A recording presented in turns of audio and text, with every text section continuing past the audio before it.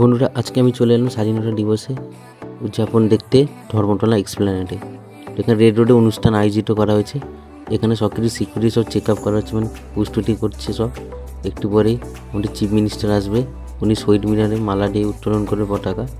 তারপর এখানে প্রোগ্রামটা শুরু হবে। আর এখানে চিফ মিনিস্টার এসে গেছে, স্ক্রিনে বড় দেখাচ্ছে, এলইডি স্ক্রিনে ছোট করে একটা প্যারেড। আপনি ক্লিপটা দেখে নিন এই শর্ট ভিডিওতে।